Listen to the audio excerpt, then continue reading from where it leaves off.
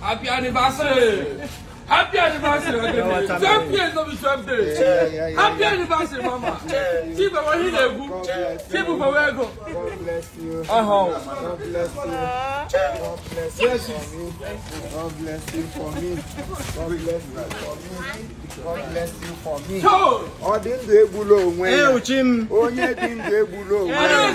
There is always a hope for that living dog than a dead lion.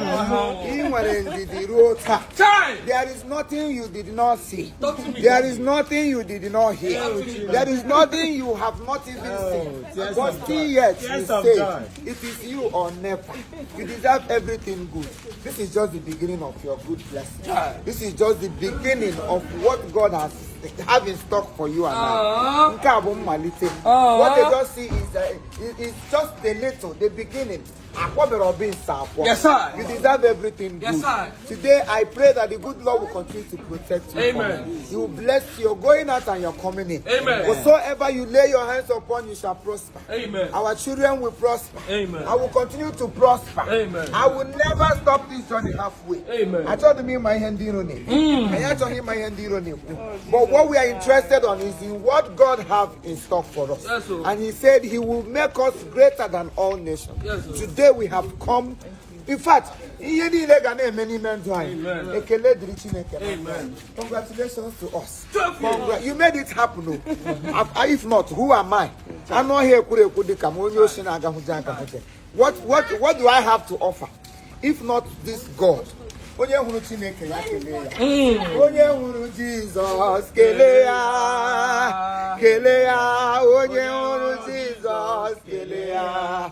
Si ya no mela. Onye huru Jesus kelere m ya o. Kelere m ya. Onye huru Jesus ya kele ya. Si ya no mela. Onye huru Chineke kelenu ya o. I hear you, sir. Imana onye huru Jesus wara ya mama. Gigawa n'ụzọ hunu Jesus chili akelu si ya no mela o. Onye huru Jesus kele ya si ya no mela. O mela ihe mmadụ apụghị ime n'elu ụwa. Onye mere mburu nna lekwa aka m. Chukwakwa gị mere mahadị ndụ onye nwe mmadụ. Hey ya, onye hụrụ Jizọs kele ya, si ya n'omela. Onye na-enye nwanyị mara mma, ewo, papa mo. Onye na-enye di mara mma ka chi m gbuo. Ịmakwa oleta n'ụmụ ogbenye ka anyị na-etu ya. O, asị m, onye hụrụ Jizọs kele ya, si ya n'omela. Ọ bụ tọọlụ gị dị. Chineke ọ bụ tọọlụ gị dị. Ọlụ gị mara mma. Ọ bụ tọọlụ gị dị. Chineke ọ bụ tọọlụ gị dị. Emekwala ya ọzọ. Omihe ukwu. Chimebe wọnụ ya ọzọ. Chimibo omihe ukwu. Emekwala ya ọzọ.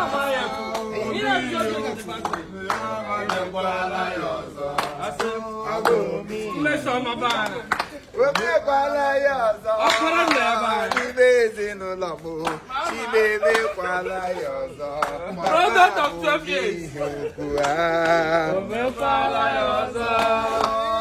Omihe ukwu. Omekwala ya ọzọ. All right, thank you very much. Thank you very much. Thank you very much. Thank you very much.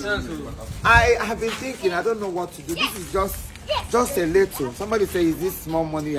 Everything I have is hers. What I so giving her a little out of what she has. I have separate account. Can't I would? Oh, here I'm like I can help you for a name or something.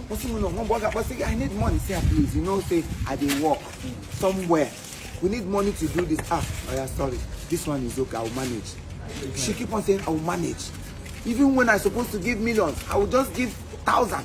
Awesome, I'll manage. Because you know we are working somewhere. And today you have seen that beautiful house. We started it like 2020 or 2020 December or thereabout. And since then, small. I'm not doing apoko. Other things be then continue with this one. Yeah. So we thank God for where He has brought us so far. And if you believe in God and stick together, you will also get there. May He bless you and bless your going out. For those of you who are praying for us, congratulating us, wishing us good. Somebody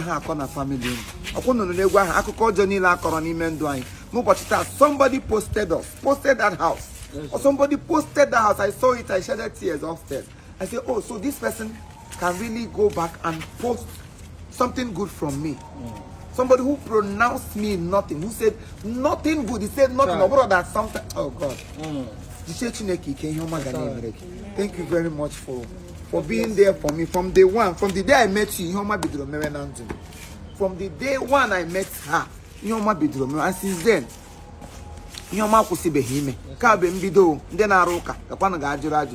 may God bless you. May God bless you. Thank you. Can I hear Can I hear Okay. It's okay. All right. Hey, let's go. Mama,